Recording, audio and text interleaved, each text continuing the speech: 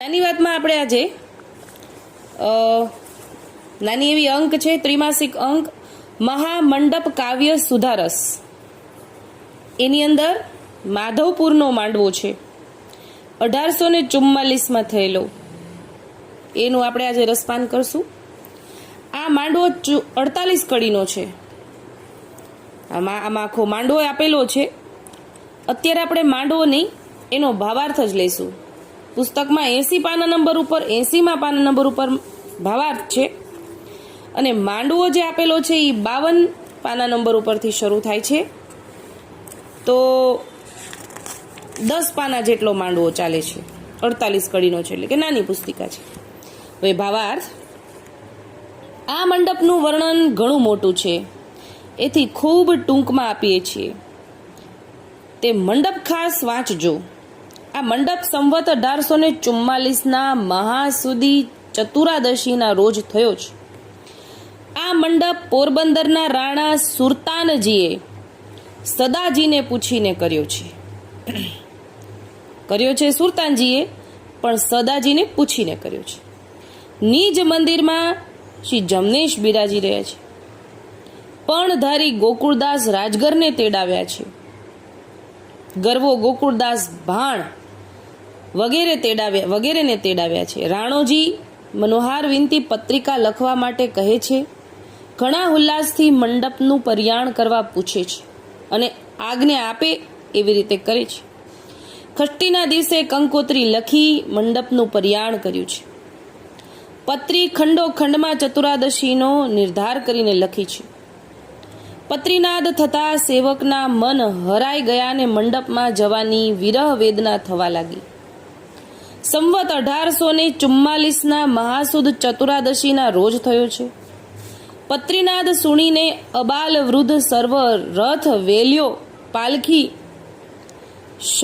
શણગારીને ચારે દિશાઓથી વલભાણ ગહેકી રહ્યું છે. વૈષ્ણવ જૂથ પાદરમાં કીર્તન કરે છે અને શ્રી ગોપેન્દ્રજીના ગુણગાન ગાઈ રહ્યા છે. ધજા પતાકા કળશ લઈને ચાલ્યા હુલોભાઈ કુંવર સઘળાને મનમાં મોદ સમાતો નથી. હુલોભાઈ તથા કુંવર સઘળાને મનમાં મોદ સમાતો નથી, અને સાથે મળીને સામૈયું કરવા ચાલ્યા છે. સુંદર સામૈયું શણગાર્યું છે. કળશ રવિની કિરણથી ઝળહળી રહ્યું છે. આનો અર્થ એ થાય છે કે સામૈયું દિવસે થઈ રહ્યું છે, એટલે કે સામૈયું છે ત્યારે સૂર્યપ્રકાશ છે.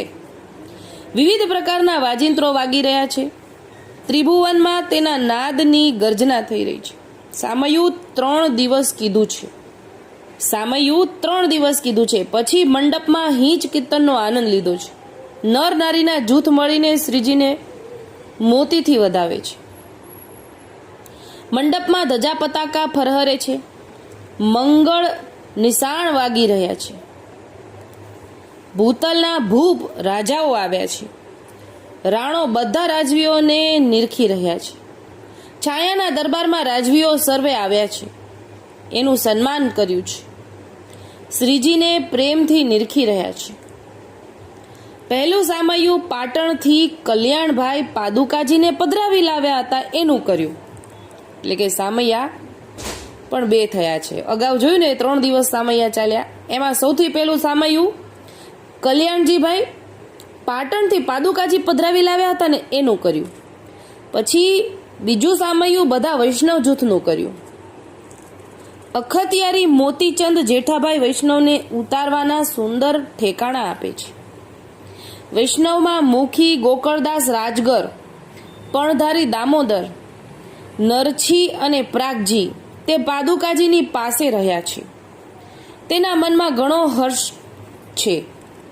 વસ્તો અજોભાઈ મંડાણી, માંગજી અને આનંદજીભાઈની હંસ મંડળી અતિ સુહાવે છે. તેની સમાન કોઈ આવે નહીં. હવે 20મી કડીથી 26મી કડીનો ભાવાર્થ છે કે 20મી કડીથી 26મી કડી સુધી મંડપમાં વાંચવી, એમાં ગામના વૈષ્ણવો પધાર્યા એની નામાવલી છે. આમાં નામાવલી છે ને એટલે વિશેષ વિસ્તારથી મોટો થઈ જાય નહીં ને, એટલા માટે નામાવલી આમાં નથી આપેલી. એ માંડવાની અંદર આપેલી છે 20મી કડીથી. તો આપણે એ લઈ લઈએ, ભગવદીના નામ આપણે કેમ ન લઈએ. તો કે છે કે ભાણજી ગાંગાણી અતિ ઘણું ફૂલે, જે જોઈએ તે લાવે અતોલે, મહાજન માં જેઠો ભાઈ રૂડો, લક્ષ્મીચંદ વાસણજી ફૂલો. ગોડલિયામાં વસ્તોભાઈ કહીએ, મૂળજી રાયો ઘોઘો ગુણ લઈએ, પણધારી બાઈ લક્ષ્મી આવ્યા, મોટીના ગુણ અતિ ભાવ્યા. ઉપલેટાના વૈષ્ણવ માહી, રણછોડ મકન ને નાનબાઈ, પણધારી લક્ષ્મીદાસ સુત કહીએ, એની સમોવડ કહે ન લઈએ.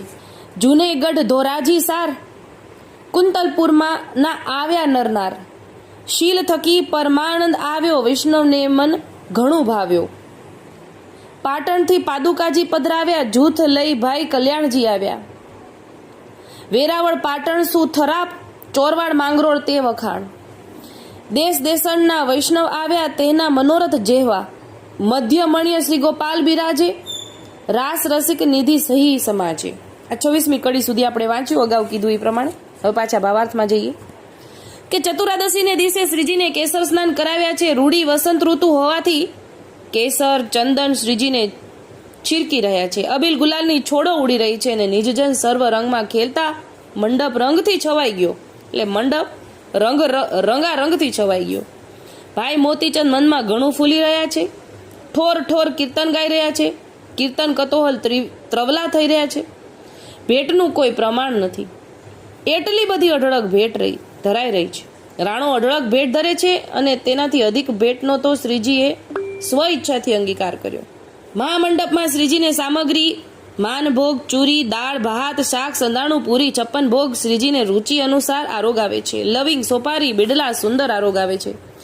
રાણોજી વૈષ્ણવને પંગત કરવાનું કહે છે અને અનુચરો શહેરમાં ફેરવે છે. સર્વ જૂથ પ્રસાદ લેવા આવી રહ્યા છે અને પંગતની ચતુરાઈનું વર્ણન કરે છે. પંગત ઉપર શ્રીજીના જશ બોલે છે. જ્યો જ્યો શબ્દ ઉચ્ચ સ્વરે બોલે છે. સવારમાં ચબીના અપાય છે, તેની લૂંટાલૂંટ થઈ રહી છે. વૈષ્ણવને મિશ્રી, ખાંડ, લવિંગ, સોપારી જે માગે તે અધકેરી આપી રહી છે. અનુચરો ઘરે ઘરે દાંતણ, જરદો ખાવા માટે આપી રહ્યા છે. આ અલૌકિક લીલાનું દર્શન કરતા સૂરી નર મુનિજન ફૂલે છે અને તે રસનો અનુભવ કેમ થાય એ વિચારે છે. દેવોનો રાજા ઇન્દ્ર પુષ્પની વૃષ્ટિ કરે છે અને કહે છે કે કળજુગમાં રાય ગોપાલ સરખો બીજો કોઈ ઠાકર જ નથી. ધન્ય ધન્ય રાજા સરતાનજી, તમોને શ્રી ગોપાલલાલની લગ્ની લાગી. તમો ઘણા તે સ્વરૂપમાં આસક્ત ભરભારવાળા છો. તમારા સમાન કોઈ થઈ શકે નહીં. એવું સુખ રાણાએ મંડપમાં શ્રીજીને અને વૈષ્ણવને આપ્યું છે, જેથી સમાજ તેના વખાણ કરે છે અને સર્વ સમાજને તમે સંતોષ્યા છે. તમારો જે જે કાર થયો છે. રાણી સદાજી, રાણીનું નામ સદાજી છે. મન અપાર આનંદ થઈ રહ્યો છે. તમે જે મંડપ કર્યો છે તેના આગળ ખૂબ જ વખાણ થશે. વલ્લભકુળનું કારણ તો વેદ પુરાણે પણ વખાણ્યું છે. રાજા બધાને પેરામણી કરી રહ્યા છે. બધાને મન જે ગમે તે આપી રહ્યા છે. હેમના ઘરેણા, જરીના વાઘા, થેલીયું ભરી ભરીને ભેટ આપી રહ્યા છે. પછી દંડવટ કરે છે અને રાજાને શુભાશીષ આપી રહ્યા છે. ભગવદી ગોકુળદાસ રાજગર રાણા સરતાનજી પાસે બેઠા છે અને ગોકુળદાસ રાજગરને પેરામણી કરે છે. વેઢ વીટીને સરપાવ પણ આપી રહ્યા છે. જાચકજન મંડપમાં ઊભા છે. જેણે જે કોઈ જોવે તે આપી રહ્યા છે. દેહોના ઉચ્ચાર જાચકજન કરે છે.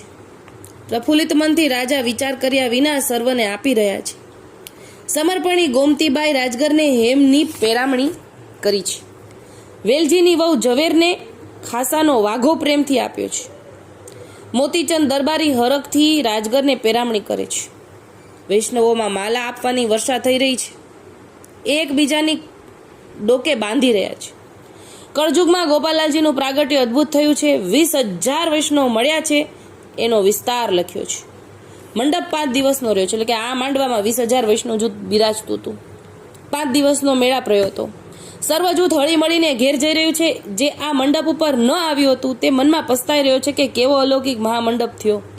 સંવત 1844ના ભાદરવા સુદ છઠને રવિવારે પોરબંદરમાં ભગવદીઓની કૃપા દ્રષ્ટિએ આ લખીને પૂરો કર્યો છે. તે પારેખ કાશીને શ્યામબાઈ રંભા અને રતનબાઈ પાસે હતા. નાથાભાઈના સૂત પ્રાગજીભાઈ આ મંડપનું કાવ્ય રચેલું છે. તે દાસાનો દાસ ભાવે ચરણરજ માત્ર થઈને હું લખું છું, એવું અહીંયા લખેલું છે. તો આ હતો માંડવો, માધવપુરનો માંડવો 1844નો. તો અત્યારે આટલું જ બોલીને મારી નાની વાતને વિરામ આપું છું. રાણા સરતાનજી